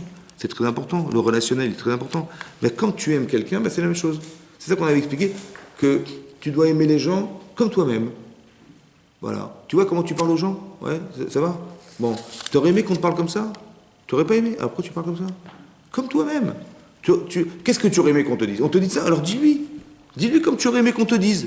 Pas comme ça tu l'envoies balader, tu aurais aimé qu'on te parle comme ça? Non. Mais par contre, j'aurais bien aimé qu'il me parle gentiment, qu'il me parle avec plus de délicatesse. Ah bah tu aurais aimé comme ça, alors dis-lui comme ça. Vous avez compris? Parce que si tu l'aimes, alors tu devrais l'aimer comme tu t'aimes toi-même, au moins comme toi-même. Vous avez compris ce que ça veut dire? C'est-à-dire qu'on voudrait nous expliquer qu'on doit être saméar. C'est la simcha, c'est de dire, sois épanoui, sois heureux dans ta vie, sois fort dans tes convictions, voilà. Et ça c'est important. Et tout ce qui peut nous arriver ne vient que de la carence qu'on peut avoir de ne pas faire des simcha. On n'est pas au Vedachem et Simcha. Mais la Simcha, c'est quoi? C'est de reconnaître que tout ce que tu as, essaie de d'énumérer tous les avantages que tu as. Essaie d'énumérer. Mais tu vas te rendre compte, mais c'est honteux. Tout ce qu'on reçoit, c'est comme si un type vient le matin, il dit va pas au travail, je te borde ton truc, je te fais ton lit, je t'amène à manger, mais à un moment donné, c'est bon. Mais chef, c'est toute la journée comme ça. On devrait avoir honte. On dit, mais attends, c'est trop, il nous donne trop, c'est trop magnifique, c'est trop parfait, c'est extraordinaire. Quand tu réfléchis à l'abondance, il y a tous les avantages que nous avons, mais on devrait avoir honte. Mais comment on s'habitue? Le soleil se lève, c'est normal, il pleut, c'est normal, tout est normal. Tous ces chassadim, c'est normal, vous comprenez? On a mis des normes parce qu'on s'est habitué. Il faut arrêter de s'habituer. Il faut être curieux de tout. Il faut trouver tout anormal. Ailleurs, ça ne se passe pas comme ça. Nous, on a la chance d'avoir ça. Dis merci. Tu comprends? Et quand tu dis merci, tu reconnais son... Mais il faut se rendre compte de tous les chassadim permanents. De Dodilim à Nilo. Mais si on ne s'en rend pas compte, je ne lui dois rien. Vous avez compris? Donc le mois d'Elul, c'est un mois où on doit créer de la yédidoute. C'est ça. La yédidoute, ça veut dire il y a quelque chose de très fort, de lien très fort avec Hachem. C'est ça qui va nous permettre de faire Teshuvah. Vous savez pourquoi? Parce que si tu n'as pas, si tu n'as pas envie de retrouver un lien que tu as perdu, à quoi ça sert de faire teshuva? Ça sert à rien. Faire teshuva, c'est pas simplement de se remettre en cause, évidemment. Mais pourquoi faire? Parce que c'est cette remise en cause qui te permet de retrouver Hachem. Parce que sinon, de toute façon, tu vas rejeter la Torah. À un moment donné, c'est bon, ça. Et tu vas trouver toute forme d'argument pour dire bon, ça c'est bon, ça oui, ça non, machin, ou alors bah, ça c'est moyenâgeux, c'est pas grave. Toute forme d'argument pour essayer d'expliquer que finalement ça ne te concerne pas. Mais parce que ça t'intéresse, là c'est toi qui es terre. Alors comment tu vas t'en sortir? Il faut se remettre en cause. Mais pourquoi faire? Parce que maintenant, tel que je suis, j'ai un problème avec le bon Dieu. Comment je vais faire? Je vais essayer de m'arranger pour retrouver ce lien. Vous avez compris? Comme lui, il aurait dû me le faire, j'ai pas besoin qu'il me le fasse. J'ai pas besoin d'être un paro, moi. J'ai pas besoin qu'il m'envoie des macotes pour me dire, écoute, tu vois, je t'ai éliminé tout ce qui t'empêchait de me retrouver. On n'a pas besoin de ça. Lo alidei surim. La Torah, c'est Torah de Tavlin. C'est une Torah de remède. Alors, essaie de comprendre ce qui est marqué là, essaie de l'appliquer, et tu verras que tout ira bien. D'accord? Que même quand tu t'es embrouillé dans quelque chose intérieur, tu peux te solutionner en comprenant que c'est tes intérêts personnels qui te poussent à penser, qui t'empêchent de réfléchir, ou qui te poussent à penser que tu vas faire ta vie comme ça, c'est comme ça. Et qu'on ne me dise pas le contraire, ça va? Où les gens ils vont trouver toutes sortes d'arguments pour dire on peut être des gens très heureux en étant des brigands, des je sais pas quoi, et tout va bien. Alors c'est pas possible. Donc il faut garder cette simcha-là, toujours, et savoir que ce qui peut nous arriver, de toute façon, même ce qui nous arrive a un sens, parce qu'il ne faut pas forcément regarder ce qu'on vit, mais ce qu'on devient. Il t'est arrivé quelque chose, ça va forcément te changer, c'est obligé. D'accord? Donc arrête de penser, voilà ce qui m'est arrivé, on s'en fout de ce qui t'est arrivé. Il faut comprendre qu'est-ce que tu es devenu par ce qui t'arrive. D'accord? Et ce que tu es devenu, ça a forcément changé. Tu dis Paro, il a vu le Nil arriver, là, le Nil est devenu du sang, ça a forcément changé sa vie. Qu'est-ce qui a changé? Ça veut dire que tu n'es plus de Nil, c'est terminé. C'est ça que ça a changé. Donc maintenant, qu'est-ce que tu veux quoi? Tu n'étais plus de Nil, donc tu n'as pas à défendre ton image de Dieu du Nil. Donc maintenant, tu peux commencer à comprendre que, puisque rien ne te retient, ou tu n'as rien à gagner, tu peux dire, écoute, c'est vrai, je vais les libérer, qu'est-ce que j'ai à perdre? Vous avez compris ce que je veux dire? C'est ça qu'il faut comprendre. Qu'est-ce que tu deviens dans ce qui t'arrive? Et arrête de dire, t'as vu ce qui m'a fait le sale coup, qui m'a fait le bon Dieu? Il m'a dévoilé devant tout le monde. Maintenant, je suis plus de dîner à cause de lui maintenant. Tu vois, non, je vais m'entêter. Ouais. Tu m'as fait ça, tu vois ce que je vais te faire. Et je m'entête, et je m'entête, et je m'entête. Il faut arrêter de penser comme ça. C'est parce qu'il nous est arrivé ça, qu'on va s'entêter, alors que c'est un argument exactement contraire à ce qu'on devrait penser. Hachem, il nous a aidés. Alors que le Tsara'im va te dire, mais tu vois bien qu'il t'a abandonné, ou bien il a dévoilé, monsieur, que tu étais le dieu du Nil, et c'était jamais le dieu du Nil, et voilà, ça a été dévoilé, maintenant on le sait. Donc tu as la honte de ta vie à cause de lui. Donc tu peux réfléchir ou contre lui, ou avec lui. En fait, si tu l'analyses, tu vas te rendre compte qu'il t'a aidé. Mais il faut le comprendre. C'est ça la Torah de Tavlin, il faut le comprendre. C'est ça la kapara. L'expiation des fautes, c'est comme la para.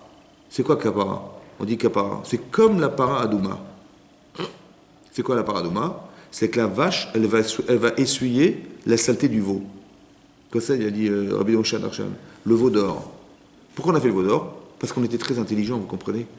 On n'a pas reçu la Torah, mais c'est pas grave, je vais vous inventer une mitzvah, le veau d'or. C'est quoi le veau d'or? C'est l'intermédiaire qui va nous permettre de nous lier avec Hachem. On est intelligent quand même, on a vu dans le ciel, il y avait le petit sac à vol, le pied du veau. On a compris, on n'est pas idiot, on a compris. Donc le nouvel intermédiaire, c'est plus Moshe parce qu'il est mort. On a trouvé un nouvel intermédiaire, c'est le veau d'or. Voilà, c'est lui qui va nous permettre de pouvoir communiquer avec Hachem. Bon, Hachem, il n'y a pas de problème, il n'y a pas de problème. Bon, maintenant je vous donne la Torah maintenant. Vous l'avez pas reçue, hein? Bon, je vous la donne. Bon, on va étudier ensemble le texte de la Paradouma.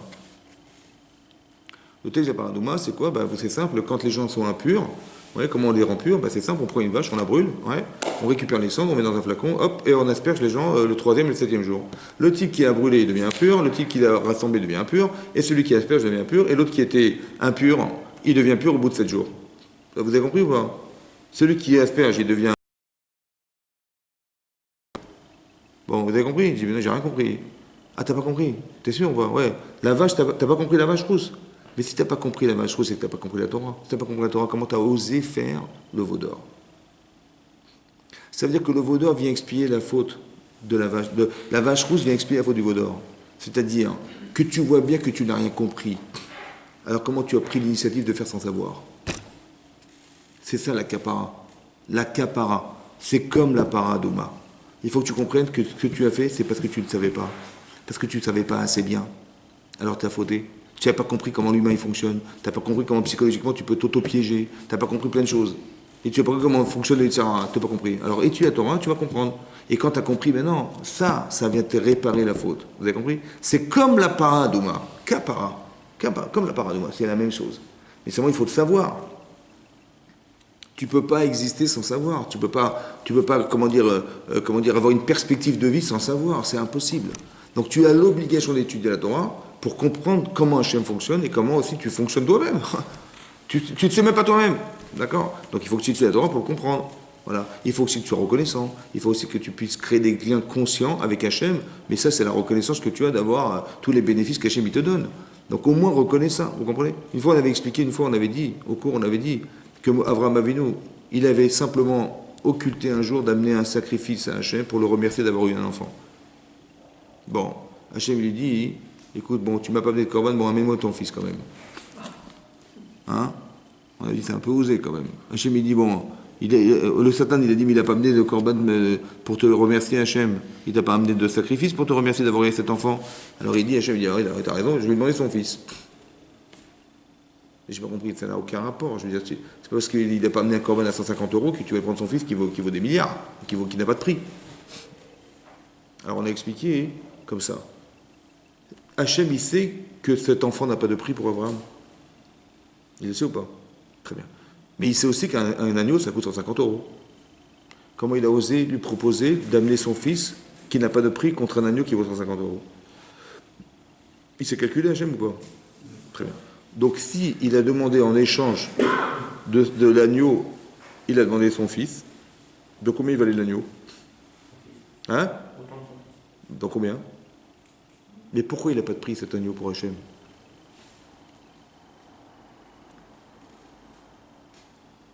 Vous savez pourquoi? Parce que si tu crées le lien avec lui, c'est ce qu'il aspire au plus profond de lui-même. Ça n'a pas de prix. Vous avez compris ça? Donc si je t'ai privé d'enfant, pour que quand je te le donnerai, tu me diras merci et tu ne me le donnes pas, à cause de ça que je t'ai donné. Vous avez compris ça? Vous avez compris? Tout l'objectif, c'est ça. Que tu reçois quelque chose, tu dis merci à Hachem. Et ce lien-là, il crée des doutes. Et quand plus tu vas développer ça, plus tu vas t'empêcher de faire des avérantes, et plus tu vas t'engager dans les misotes, et plus tu vas saméar, que Hachem il est avec toi en permanence, c'est extraordinaire. Et tu vas réussir à t'adishmaya, tu vas comprendre les choses autrement, Hachem il va t'aider. Chaque fois que tu demandes un truc, ça marche, c'est fantastique, vous avez. Mais ça, c'est ça. Tu as la simcha d'être juif, quoi. Tu as la simcha on n'est pas des religieux. Tu dis on a reçu la Torah, on est religieux. On n'est pas des religieux, on a reçu la Torah. Oui, il y a de la religion là-dedans. Mais non, c'est la lucidité qu'on te demande d'être. On demande d'être. Ah, parce qu'il y a d'autres religions, de la religion juive, d'accord. Mais on n'est pas des religieux, on est des gens lucides. On étudie la Torah, on est des gens qui sont dans la Torah, on n'est pas des religieux. Religieux, ça veut dire quoi, religieux? On est des gens qui sont dans la Torah, tout simplement. D'accord? Tu dois respecter des valeurs. Toi, il dit, mais non, casse pas la tête. La tsinout, laisse tomber, les machins, on est dans un monde moderne, j'ai compris, mais si la Torah préconise, c'est que c'est un sens. Donc, essaie de t'acharner à penser que c'est possible. Et après, de penser, de refuser ce qu'on te propose contre la Torah qui te met des solutions devant toi. Il faut être midgamer, c'est dur, c'est comme ça, c'est difficile, parce que c'est contre nature, c'est contre une éducation, c'est contre des valeurs qu'on nous a inculquées. C'est dur, mais sache que c'est le Hémet. D'accord? Et donc, au départ, c'est difficile, c'est vrai, c'est très difficile. Mais après, au fur et à mesure, on commence à comprendre et on commence à s'habituer, on commence à être heureux de pouvoir s'épanouir dans cet esprit-là. C'est comme ça que ça marche. Voyez. Et donc, c'est ce qu'on espère d'être Hachem, que le mois d'Elul soit un mois de Simcha. Amen. Donc, on va dédier le cours pour la réfouach shlema de Esther Bataïta.